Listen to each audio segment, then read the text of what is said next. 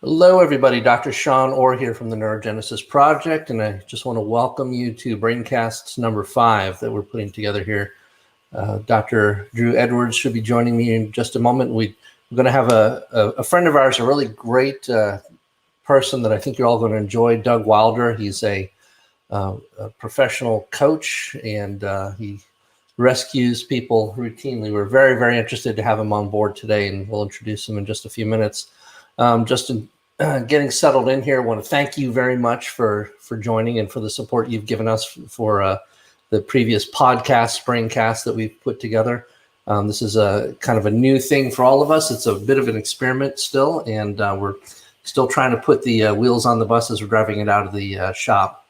But we're very excited by the feedback that you're giving us and excited by your viewership. And we just want to thank you very much. So if you don't mind liking and subscribing, you'll get access to future videos as they come out. And we want your engagement. So please go ahead and make comments in the section below. And if you have any questions or want to get access to Dr. Drew Edwards or myself, then that's a good way to make a connection. Just to give you a little bit of background about the Neurogenesis Project, Dr. Drew Edwards and I are neuroscientists, and we've formed our own company to help people to achieve better brain function and better living with better brain function as a result of that. So we have had our own individual experiences with the industry and different ways to help folks to achieve better outcomes in life simply by applying principles of neuroscience. So we're very excited to be doing this now in a clinical environment where we're independent practitioners joining forces. And to help you to understand where we're coming from, probably about half of the people that we're taking care of are folks who are suffering from traditional neurological problems. They may have had a stroke or traumatic brain injury. They may have experienced migraine for a good part of their life. Maybe they're dealing with memory loss, as you might see in Alzheimer's disease, or motor coordination problems, as you might see in Parkinson's disease. Those are some of the ways that neurological problems manifest. We've been very busy here in the era of the COVID pandemic, unfortunately, seeing more and more people who are suffering from the effects of coronavirus infection in the brain. We've addressed this in previous Braincasts to some extent. We're probably going to have a future episode devoted just to that alone. There's a lot to talk about, a lot to unpack, and it's obviously it's something that's new and a moving target, but a lot of fertile ground to discuss how to recover from the effects of the viral infection and the damage that it does to the brain. That makes up about half of our patients, folks who are just involved in the rescue and repair side of things. We also have a different way of approaching people who are already okay, healthy, and high performers to begin with, and use the principles of neuroscience in order to keep them at their peak or to expand their cognitive capacity even further. It's a very exciting time now where we can actually introduce therapeutic modalities to help professionals, busy people who are extremely engaged in life and getting a lot of things done to help protect them against the effects of burnout. Burnout itself is not a clinical diagnosis, but it encompasses many different diagnoses and problems that are the result of overusing your brain and not giving it enough chance to recover. Burnout is now occurring in epidemic proportions, and it's affecting all of the professions right now in a massive way. And I think that the effects of the coronavirus have just only accelerated that. So Dr. Edwards and I work together as a team, both interviewing patients. I see these folks as patients, and Dr. Edwards sees them as coaching clients, engaging in neurocoaching with them and helping them to achieve higher levels of productivity without burning out. So if you're somebody who is an attorney, physician, an educator, you're an entertainer, somebody who's used to, or professional athlete, somebody who's used to operating at a very high level of function already, but you want to sustain that, or you want to see if you can push the envelope even further, then we have the ability to help you with that as well. And it doesn't necessarily come down to using medications. Sometimes strategies can be as simple as just making sure that you're getting the right kind of nutrients on board. This is something that we've paid attention to for quite some time, but I think that following in the works of people like Dr. David Sinclair, for example, who's the person who popularized resveratrol as an anti-aging molecule, and the sirtuin family of proteins that are the anti-aging proteins in the body. We're realizing that a lot of benefit can come from simply using the right kind of nutrient strategies. So we can always talk to you about that. Feel free, by the way, while you're here, to put in your comments, put in your questions. If you have any anything you'd like us to address while you're here, then please let us know. So this is one of the great side effects and stressors of doing something like this new. Dr. Edwards is trying to get in, and it's up to me to let him in. So I'm going to break away from what I'm doing and focus on that for just a minute. Let's see.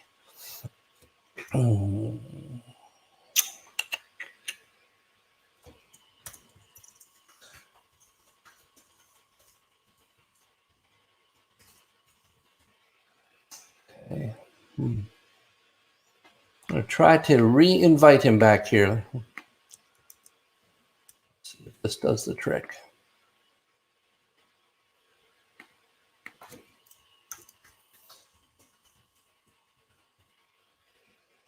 One day we'll have folks that are doing all this for us in the background after we move past this experimental stage and can hire people to help us with this sort of thing.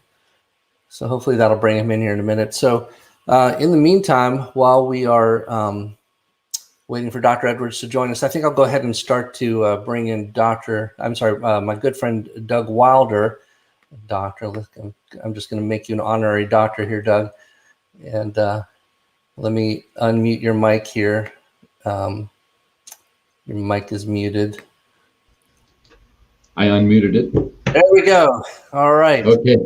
Good. Well, yes, Dr. Doug here, and that's very unofficial. I'm going to give you the honorary title here. You consider yourself doctored.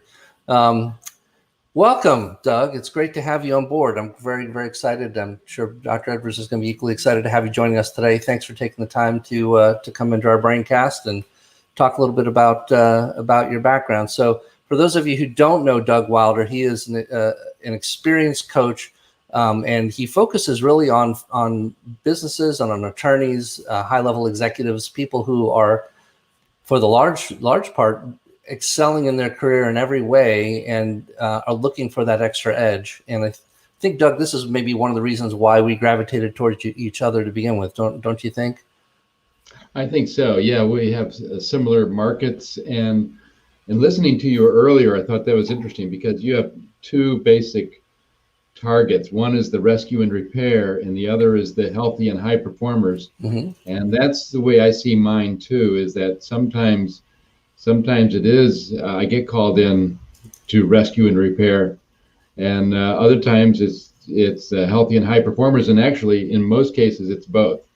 The people I'm called in to rescue and repair are the otherwise healthy, and they're high performers in almost mm-hmm. all cases. Mm-hmm. Otherwise, people wouldn't bother to call me in. They would just set them adrift. So these are folks that already a company has invested a lot of time and energy and money into bringing them in. There's a good reason for them to be part of the environment, the business, but something has happened and they're not performing well, and you're called in to rescue the situation. Right. That's right. Okay. Yeah, it's a good way of looking at it. Sometimes we call it fire prevention, preventing people from getting fired. But it's sometimes, very often, it is somebody who's so germane to the company, so instrumental in the company's success that they do not want to let that person go.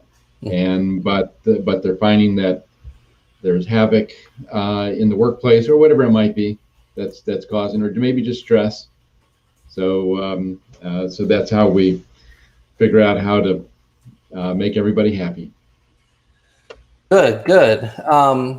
Give me 1 second here. Dr. Edwards, why don't you try logging out of that browser and coming into a different one? If that doesn't work, you can just join me here next to me. I want us to get us on separate cameras to give the full experience, but that's great. So Doug, out of all of the folks that you've worked with, how many of these do you think are large family companies and where there's a dynamic where somebody can't be fired because they're just part of the family and they need to be fixed but can't be let go?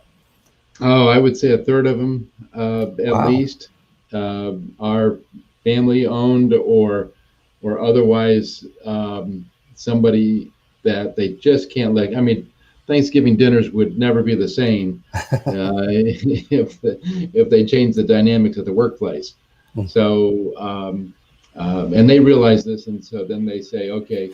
And often it's not just Thanksgiving. I mean, it's not that sort of concept. Sometimes they just truly love the person. And this is not always a family member, but often family member that they just truly love and want them to get the most out of life.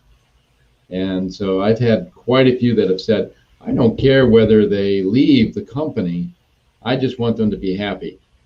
And if you can make them happy and they can stay with the company, that's even better. Great. So there is a recognition that there's something to be said for having a happy employee, engaged employee who's even higher functioning, maybe something that has extra potential that could be mined and built out. Right, right. Yeah, my general philosophy on employment is that happy employees are therefore more productive and therefore more profitable. So if we can make them happier, they're going to be much less distracted. They're going to be able to focus. They'll be more engaged. And the studies have all shown that engaged employees are much, much more profitable. Great. And you don't get to an engaged employee by creating stress in their lives, by bringing them into a place of, speaking of stress, I'm going to just have Dr. Edwards pull up next to me, and we're going to go ahead and interview you together. I'm going to do a little switcheroo here on the sound system. Looks like we're having our technical issues here. But you do a lot of your work not by stressing people, but by helping them to de-stress, I would imagine, right? Right. That's right. Yes. I've been, for about the last 20 years, I've been using some de-stress tools that I've made up. Actually, I borrowed a lot of them myself and refined a few of them. But my journey started in 1993 when I was introduced to the Stephen Covey 7 Habits of Highly Effective People program. Okay. And that's where my formal training began. I became a facilitator for the program. And therein, the questions we're starting to ask, is stress a choice? And once I got to that realization that stress is a choice, then I know that a lot of people don't agree with that, but then I show people how that is really true. Stress is a choice. Then people learn how to control. Okay, so we're getting a real live test of the system here today. Stress is a choice. I'll choose not to be stressed right now. So tell us a little bit about that, Doug. I mean, I agree with you. I think it is a choice, but tell me how you think it's a choice. Well, so one of the things that Stephen Covey says, first of all, is to pause. Oh, there he is. Hey, there's Dr. Edwards. I think we've overcome our technical issues. There we go. I tried 3 browsers and I finally just went to my phone. So here we go. Whatever it takes. Excellent. Well, okay. We'll let Doug Wilder pick up where you left off. How is stress a choice? Okay, stress is a choice. If you first think of the first thing, when people get stressed, if they pause.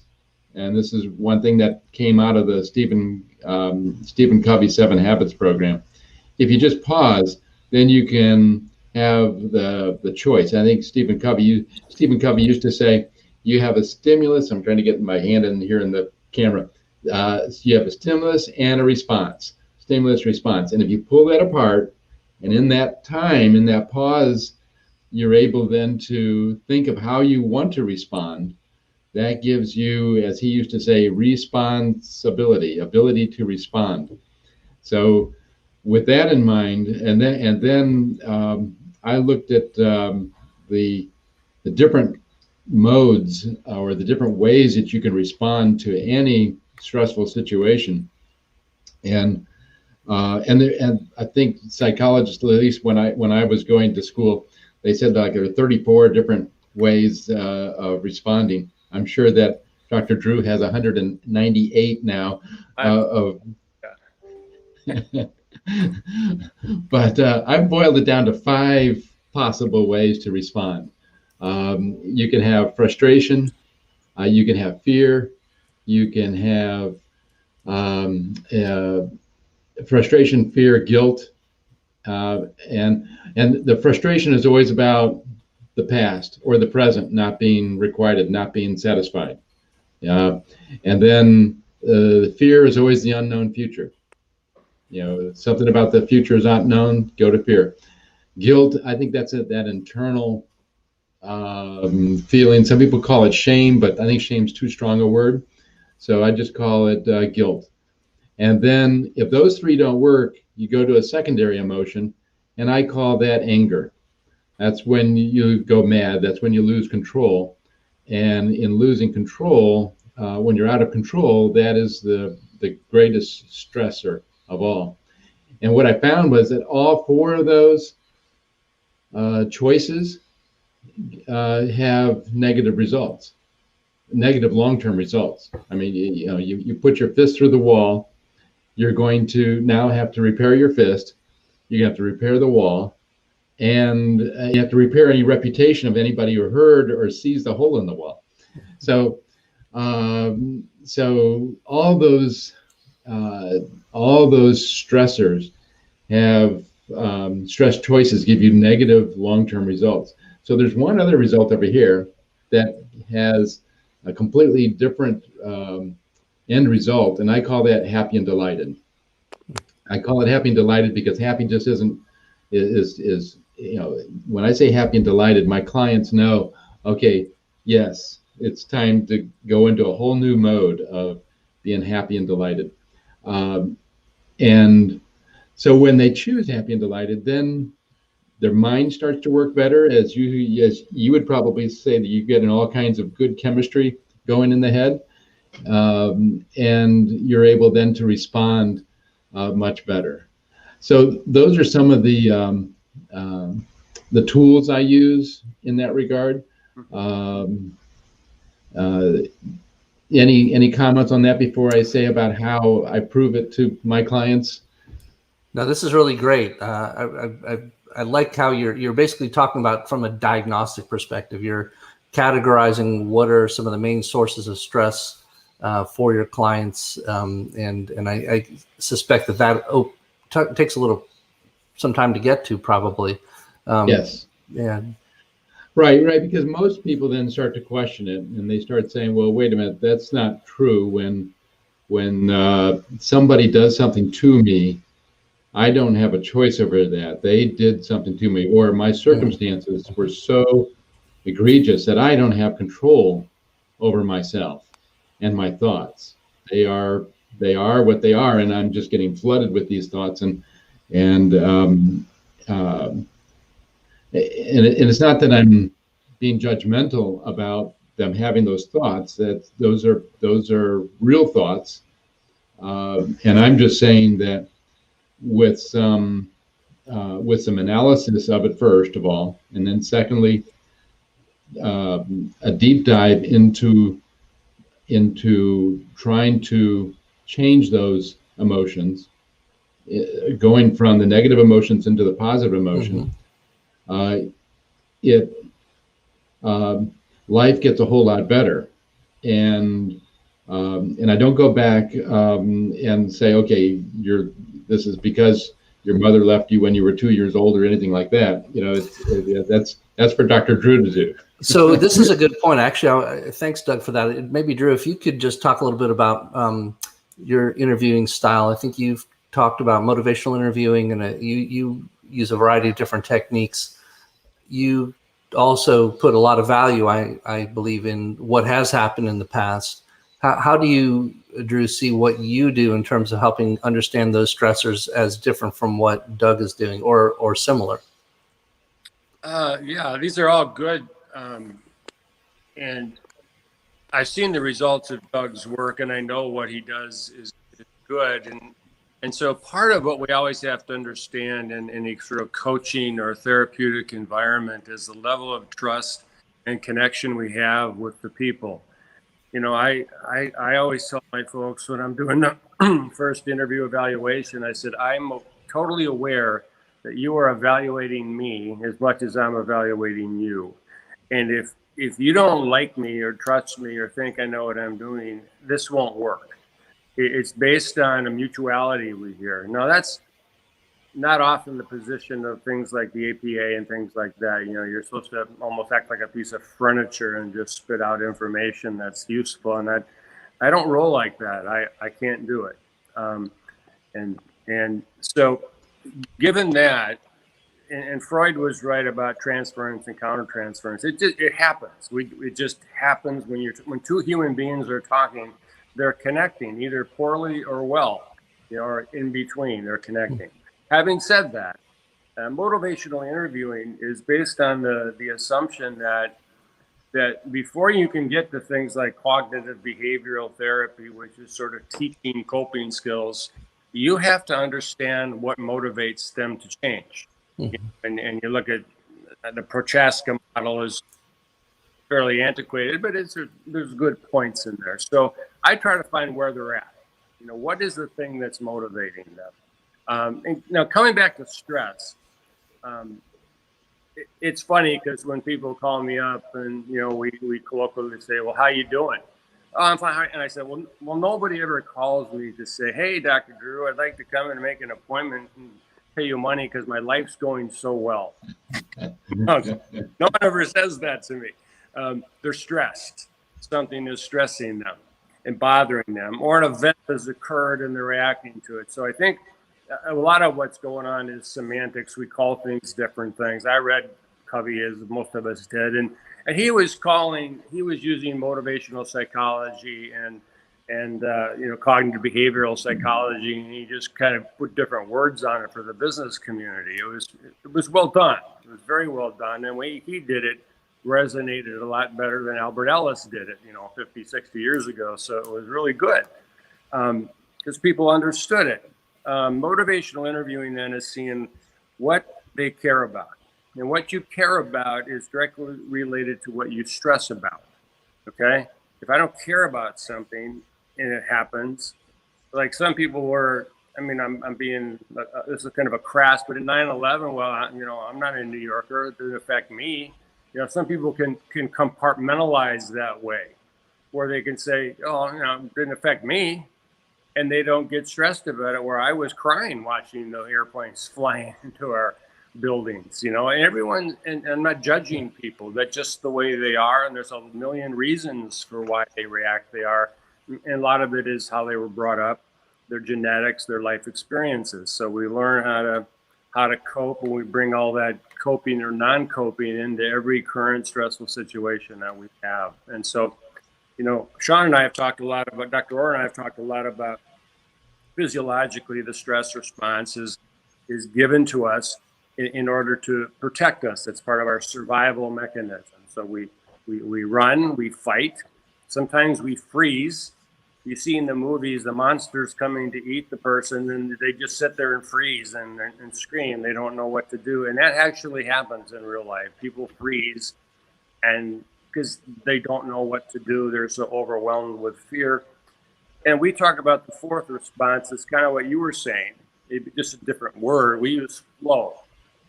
Fight, flight, freeze, and flow. The 4 F's. That sounds kind of naughty, but it's not.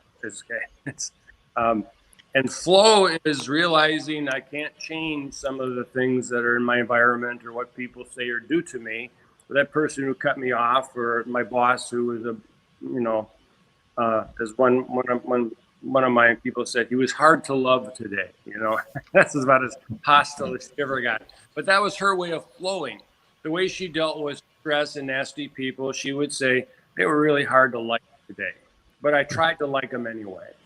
You know, that's what you're saying, Doug, is we try to find a not to reframe it in a way that it doesn't interfere with our getting on. But there are some stressors that are awful. Car accidents, getting hurt, life and death, being abused. You know, those things are real, and I'll shut up here in just a second. But one of the things we do is we affirm what they're feeling is real. We start there. Yeah, you're feeling this. I hear you. And what is very hard for all of us to say, I used to say just men, but women now as well, is three things. I'm afraid, I don't know what to do, and I need help. That's not the American model. The model is being the rugged individualist, you know, who doesn't need anybody. You know, I'm going to go build my cabin in the woods, and you know. But we all feel fear. We all don't know what to do sometimes, and we all need help sometimes. But in our daily discourse, we never say that, and I think we need to start saying it more to people that we're connected to, and that is one of the things that I ask: who do you trust and who do you talk to? Who could you talk to if you were afraid? And we talk about how would you do that and things of that nature. I think real similar to the stuff that I've seen you do, Doug, and you've talked about. So, but that's kind of my initial take, is what motivates them, building a relationship, and finding out how they've reacted in the past and how that's worked for them. That's really great, Drew. Thank you. So, Doug, I know that a lot of this resonates with you because I've watched you in your process as well. Can you tell me a little bit about that the affirmation that Drew's talking about when you affirm that somebody else has experienced something? I've seen some coaches, in contrast, who will use a kind of a knock you down, tear you down approach and use those moments as leverage to make a client feel bad with the goal of reforming who they are. How is your approach different from that? Well, I think that Dr. Drew is exactly right, that you almost have to show the compassion. You have to show that the relation, that you do understand. I don't want to sound too covey-eyed, but you seek first to understand, then to be understood. Yeah. So, but you're always thinking win-win, and so if you're thinking, what is it that you need when you're talking to somebody, and then we'll next get to what do I need. And so if we're thinking win-win, we're thinking first, can you relate to them? Can you understand what they're going through? And I think when you can affirm that, that's why when I get started with somebody for the first time, there's usually a 45-minute, sometimes it's called a dump, where they just unload everything. And they say, well, here's what's going on. Oh, this and this, and he did this and she did that, and all kinds of stuff. And that's great. And my job is just to listen to it, understand where they're coming from, and also to understand what motivates them. So I'm listening for words that find out, is it recognition? Is it accomplishment? Is it money? What is it that inspires these people? And it could be several. And then from there, once I had the motivation that they are eager to change, that they want something to change, and if they're willing to take responsibility, that the only person that can really make the change is themselves. We might be able to influence others, but in essence, they're the ones who have to, if they want to take away stress, for instance, they have to decide to take away that stress. And if they don't, then we're going to, that might be the 11% of people that I deal with that don't grab on that lifeline. So the 11% of your clients are maybe we would say challenging beyond their own willingness to change. We call it uncoachable sometimes. Uncoachable, good. Clients. How about that? What did you say, Drew? treatment resistant. Treatment resistant. I'm going to write that down. Great. Right. Drew, Okay. have you? I'm curious about what portion of clients or patients you've seen in the past that you think fall into that category. Well, all mine are cured immediately. Sean. Oh, of course. I'm talking about other people's clients that you've observed. Great. I tell them this is a process, not an event. You're here, and this little dance we're doing the first day is getting to know each other and trying to find common ground. And a key for me, when I can get them to laugh at themselves, I got it. They're able to laugh a little bit, and even if it's I'm not belittling that some of my clients have been raped and some of them have been abused, and a long time on the first time they've talked about it, and so no, they don't laugh about that stuff, but they laugh at how their skills and attempts to compartmentalize or hide this have failed, and a lot of people knew something was up, but they lived in a world where they just were so terrified of this event becoming known. And so there's a breakthrough when they finally acknowledge some things that really, really hurt them. And they're not aware of their defensiveness. And that's the other thing. The more highly defended a person is, the more pain they have. There's a direct correlation there. Non-defensive people are pretty honest and open because they can talk about their failures and things that have happened to them. Highly defended people are filled with pain, and they don't know how to deal with it. So they just clam it up and store it, and it gets cumulative. And then we all know that it flows downstream. Dad gets chewed up by the boss. He comes home. He yells at his wife, who says something like, "When would you like dinner?" And then the kids come up and say, "Mommy, when's dinner?" And she bites their heads off. And then the dog comes up and the kids kick the dog, and then the dog bites the mailman. So it all goes downstream in families and environments, right? One person's bad day affects everybody if they don't handle it correctly. So, what are their consequences, or what are the things that are happening as a result of you not knowing how to deal with this stress? They start seeing that it affects other people and people that they love and care about. That's a new shift for them. That's a really a change in focus, and then they see it differently then, and that's always an important tool. It doesn't always work, but I try to go there. Great. So Doug, have you can you think of some of those epiphany moments where you've been working with somebody and they finally break through, their defenses drop? How do you get them to the point where they feel comfortable dropping the defenses? Well, what normally happens after I've listened to them and established the rapport and they understand that I understand them. Yeah. At one particular point, I might say something like, "Okay, depending on what's happened, I may say, with all these failed relationships around you, who is the common denominator here?" And it's just one way for them to start saying, maybe it's me. What? Saying what? And so, and then I get to the point of saying, okay, if you could have good relationships, do you want to have them? Do you want to have good relationships with the people at your workforce? And almost everyone I talk to says, yes, I do want to have good relationships. There's a few people who say, I don't care. If they get in my way, I'm going to bulldoze them down. I'm going to run over them. I'm on a mission. I'm on the company's mission, and I don't care who it hurts. We're on this mission. Well, and then for those, I try to see if they understand that normally those people are being sabotaged within the company.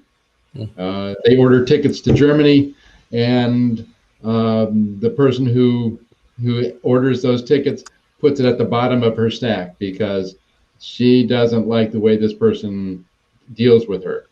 And so then finally, when it's time for him to go to Germany, he has to fly in coach instead of first class, and he is royally ticked off and he comes out with a bazooka.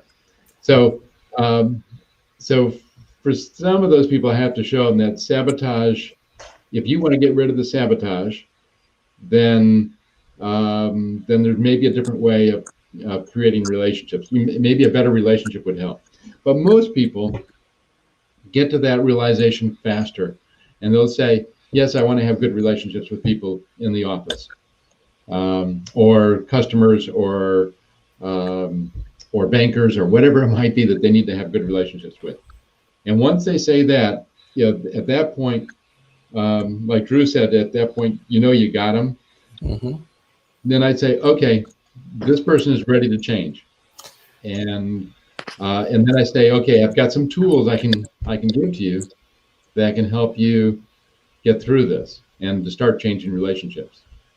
So so that gives you a target to start to work at, and you can start to deploy some of your stress reduction strategies or other strategies, and which I want to come back to in just a minute. But I'm curious to know from both of you what.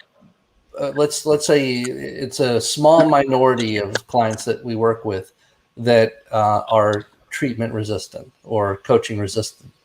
Mm-hmm. Of those, do you have a sense of how many of them are dealing with either an underlying health problem or an underlying psychological disorder or something like autism spectrum type behavior, a loss of compassion and empathy that makes them unique in a way that if they were to be addressed differently could have a greater chance of success? That's probably a hard question to answer. I don't know if I'm trying to trigger some intuition here. Mm-hmm. Yeah. I would say that the uncoachable,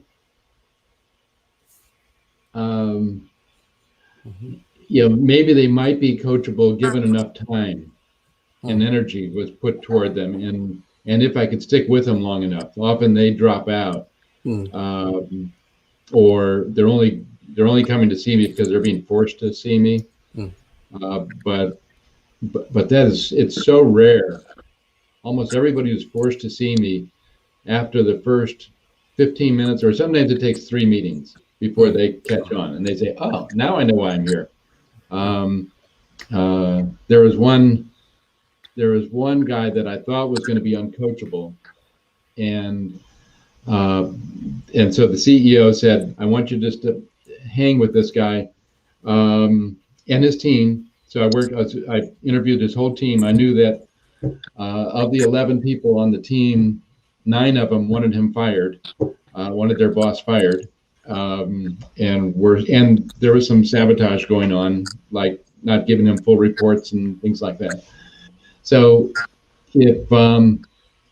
so we would just go to lunch frequently, and I know I was not allowed to tell him why I was there to change him. But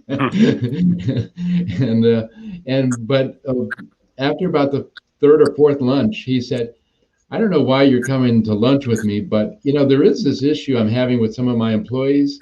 They don't seem to respect me. Can you help me with that?" And boom, okay, great. Now he's coachable. Now we had that chink in the armor where we could then work together on. So my feeling is that with enough time, and I'd like to hear what you say, Drew, but I would think that almost everybody could be coachable or they could overcome the treatment resistance if given enough time. What do you think, Drew? I think you're right, and you found a way to build a relationship that wasn't in an office for someone who's having problems. You took them to lunch, you changed the environment, and that's a very strategic move to do that, because it doesn't feel like you're being coached or counseled there. And I do that sometimes with people, and I'm thinking of a man who flunked a drug test, and he worked for a firm in big mechanical engineering. He was mad as heck because he smoked a little weed, and he was a family man, he's told me, and he went home every night. He wasn't out drinking with his partners, and stuff, and he was just mad as a hornet because the alcoholic guys weren't getting caught on the drug test. And I said, "You're right. That's a weakness of the system, you know. But you can take that up with the union. I don't have any dog in that fight.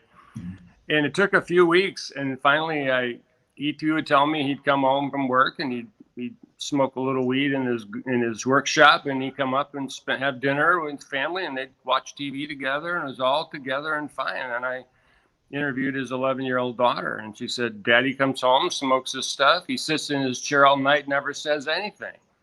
When he heard her say that, his anasagnosia, his unawareness of his unawareness, kicked in, and he was horrified. He was physically present, but he wasn't emotionally available for anybody because of the effects of the drug on him. And it took a while for them to happen. I had to find something he cared about. He couldn't hear that from his wife because he just thought she was nagging him. He couldn't hear that from anybody. But eventually we figured out he could hear it from her. He had nothing on her. She's 11. Yeah. And then he called me later, 6 months later, and he said, "Dr. Drew, can I come in and just see you for 15 minutes? And I said, "Sure." He comes in and he says, "I had a full scholarship to Georgia Tech in engineering." Now, he was a plumber and pipe fitter when I saw him. And he said, "I started smoking weed at a Halloween party. I was a type A, straight A student in college, and Georgia Tech is no slouch school, Mm-hmm. And he says he started smoking marijuana, and it just relaxed him. It took him out of that type A. And by the end of the first year, he was getting B's and C's, which are failing at Georgia Tech. And next year he transferred to a business major, and a semester later he dropped out. He said, "I had the ability to be an engineer.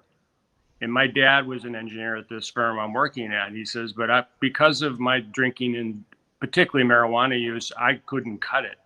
But he finally saw his life differently, and he found gratitude in that. He found gratitude later, kind of what you were saying, finding the happiness in there. And he was grateful that this happened, and he was able to reconnect with his family because he loved his family more than anything. But his behavior didn't show that. And that's the conflict always, right? Your values are in conflict with your behavior. And that's when they can see that, and without judgment, help them see that. And then what would you choose? They usually come around to that. And that's my experience with trying to get them to talk about their values and then see how their behavior is impacting their life in a positive or negative way. Yeah, I really love that you use that example, Drew. Cases are really helpful. What people who are struggling and then overcome those struggles can be really good models for other people. Yeah. And I just want to give our viewers a little bit of a taste of what's coming down the road here. Doug Wilder is putting together a book right now that is going to highlight his de-stress strategies, and we're looking forward to potentially interviewing some of his former clients down the road as case studies so we can highlight the interaction. So Doug, do you want to talk a little bit about that and maybe highlight a little bit about the second part, which is once you've identified stressors, roughly speaking, how you start to go about helping people work through them? Right. Well, I'll talk about that first. What normally happens is once they say they want to change, then I say, well, let me give you a few tools to work with to see how you do with them. And the first one I give them is the emotional bank account one, because almost everybody can pick that up very quickly. They see that they have an account with each person they meet, and the relationship is determined by how many deposits versus how many withdrawals are made from that account. So deposits are such things as kindnesses. It could just be a smile. It could be you're establishing trust by keeping promises. It could be a compliment. It could be not gossiping.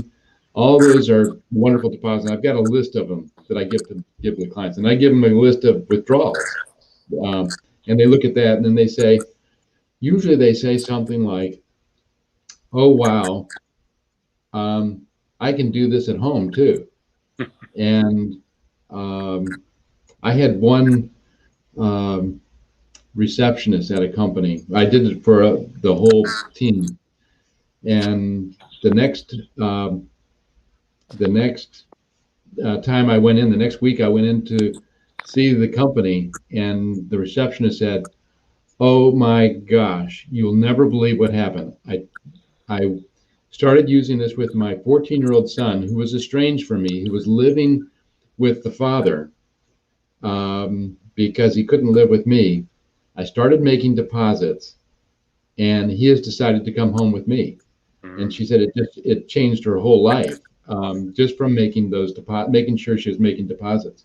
And I've seen this time and time again. So that's an easy one to start with, and people pick that up very quickly. And by the way, when I do that, I often go to the CEO or the people who are managing these people, or the other partner if it's a partnership, and I'll say, now I've given these tools to this individual, particularly the emotional bank account, and here it is. So when you see a deposit, I want you to reward good behavior by saying thank you or whatever it might be, acknowledging the deposit. Because what normally happens if there's negative trust and somebody makes a deposit, it still comes across as negative. If you have a bad relationship with a spousal unit, as a good example, and she says, and there's a lack of trust, and she says, "How do I look in this dress?" It's a very difficult topic in the first place. But if you all of a sudden say, "Hey, that dress looks great on you," now she's going to say, "Well, what was wrong with the other dresses I had?" So if you already have a negative account, you're going to get something back negative. So my point is that I tell people, if it's negative, keep on making deposits, regardless of how you feel about it, or how it's regardless of what you get back. Keep on making deposits. Yeah, that's great. That's one advice. That's one tool. Another tool I give is what I call the de-stress or the stress formula. The stress formula says it's S if P does not equal R. You'll have stress if perception does not equal reality. And I take them through how this is, how I see this as being true. And so I say, if you want non-stress, if you truly want non-stress, then all you have to do is get P to equal R, perception to equal reality. And if you change reality, great. But in so many cases, we can't change reality. Reality is what it is, but the perception can change. And then one step further, and here's the real clincher for this, usually for this person that I'm coaching, is I say perception, where it is creating stress, in almost all cases uses the word should, or one of its derivatives. Should not, ought to, must, need to, I have to. These are all words that are judgment bound, judgmental, and in almost always negative judgment. And so what I'm suggesting is that they eliminate the word should and its derivatives from your vocabulary, and you can instead replace it with the word could. So I should have been on time this morning. Well, I could have been on time. And you just need to notice the voice inflection changes. All of a sudden there's, oh, okay, so this is actually, we're looking at giving a choice. I could have been on time. Okay, how could I have been on time? I could have not made that comment. Okay, yeah, what could I have said instead? And so it starts giving this choice, and choice is giving giving control. It's giving freedom. Remember, lack of control is being mad. When you're out of control. So what we're trying to do is give the individual control, and we do that by saying, here's a choice and how you can respond. So getting rid of negative judgment is one of the keys to what do you call it, rescue and repair. Mm-hmm. Because at that point, now when they see a situation and they're pausing, I want them to pause, count to 10, whatever it takes to think about it. And that's why I like the choices, because then they can think about, okay, what's really going on here? And then say, oh, okay, I'm going to choose to not be judgmental in this situation. And life begins to change. That's when the stress starts to go away, and they start developing great relationships with the people around them. And I've seen completely turn around a work group, for instance, where people were leaving, and the worst enemy. So one of the things I'll say to the person is, and this may take several weeks into the coaching. Okay, that person who's your worst enemy, I want you to strive to make that your best friend. Make that person your best friend. And boy, and the resistance I get is just incredible at that point. And I say, okay, so how could you do it? Look for something in common that you have with that person. Yeah, I know there's a lot of differences, but what one thing in common?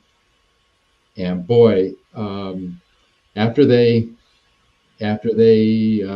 can get over the initial shock of my challenge to them, they usually rise to the occasion. And it's really interesting to see how all of a sudden, Drew said something earlier I really loved, and that was that people, what was it? That people, you stress out about what you care about. And so most people really care about the people they're stressed out about. And so if you can just flip it and say, okay, so how can you have a great relationship with them? Well, they want to have a great relationship with them. And what might that look like? And how do we get there? And time-wise, I'm finding that people change in about an hour and a half, but it takes about 6 months to get over the bad habits.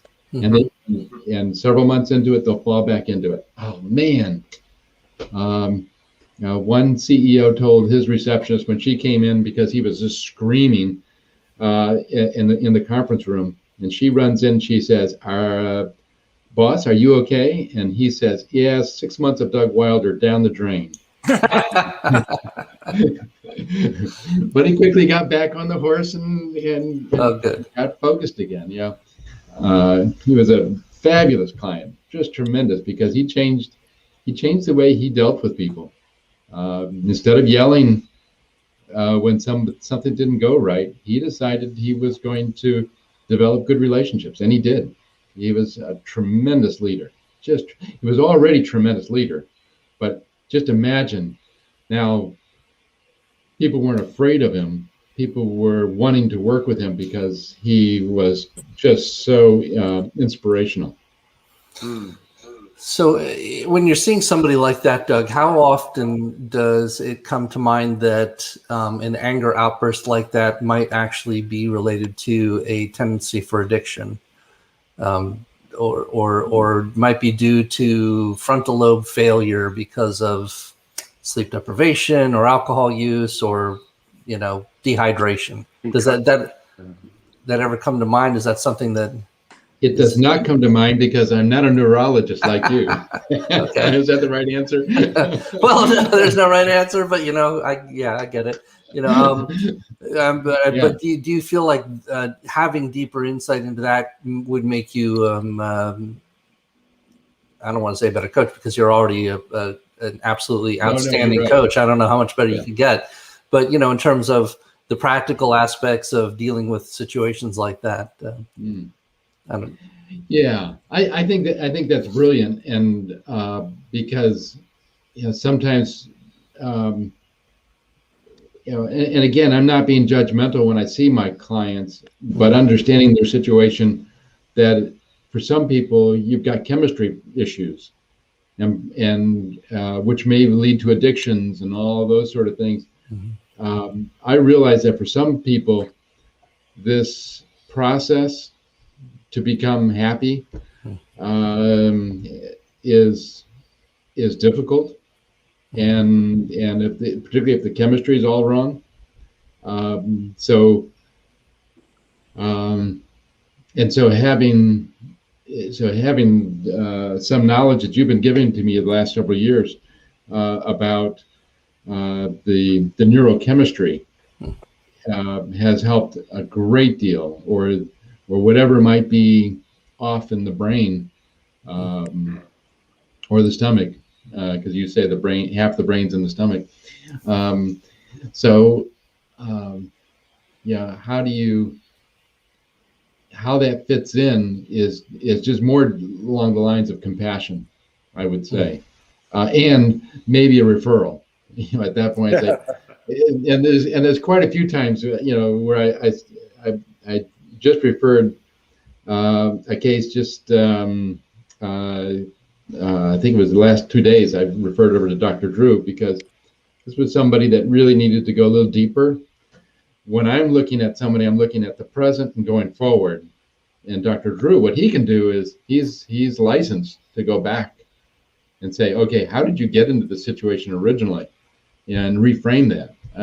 That's not my area of expertise or desire. I just say, okay, here's where we are now. Here's how we're going to go forward. Now, if you want to get that changed, let's go see Dr. Drew. Now, if you want to get your chemistry changed, then in your brain, you go see a neurologist. And that's why I love this, that we've got in the book that we're doing is going to have all three aspects of it. What's the psychological, what's the neurological, and then what are some practical steps that you can do going forward?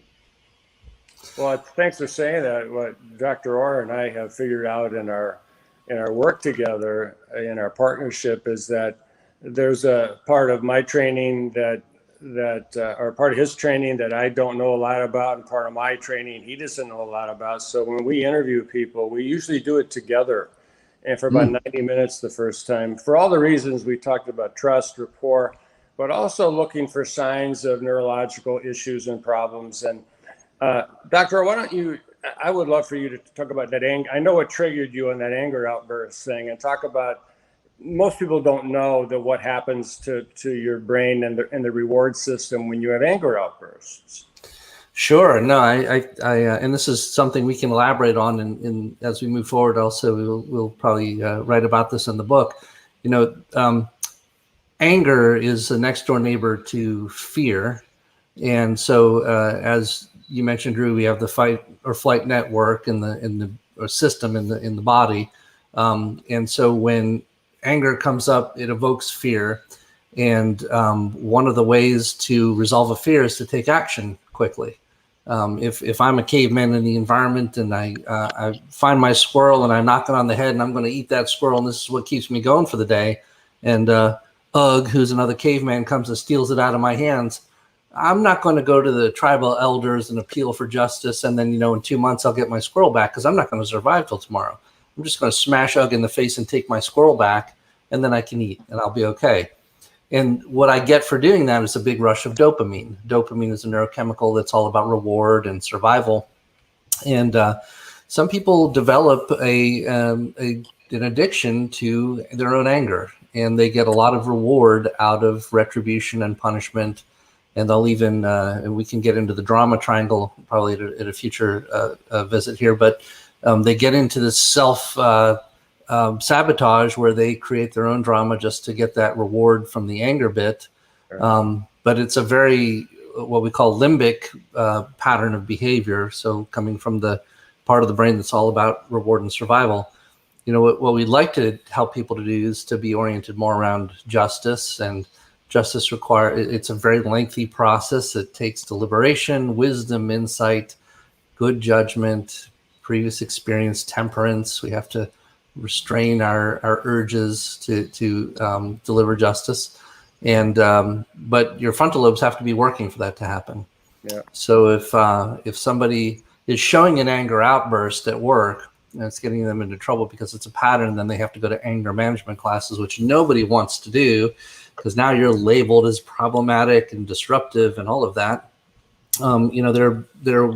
I think anger is a marker for something is going on with the frontal lobes, and the perspective is not making the shift. The person is not figuring out what is a silver lining in this challenge, and they're dealing with it as an affront or an opportunity for victimization rather than an opportunity to be challenged and be victorious. So, and I think we have a lot of overlap in the way that we think about that. We've talked about this before, and we'll introduce this in future podcasts on the book as well. But that idea of when you're faced with that challenge or a difficulty, and it can be a significant stressor, but not getting into the anger zone, but trying to keep some semblance of a positive perspective on things and figure out how do you milk it for the richness that this experience is bringing so that you can make it work for you.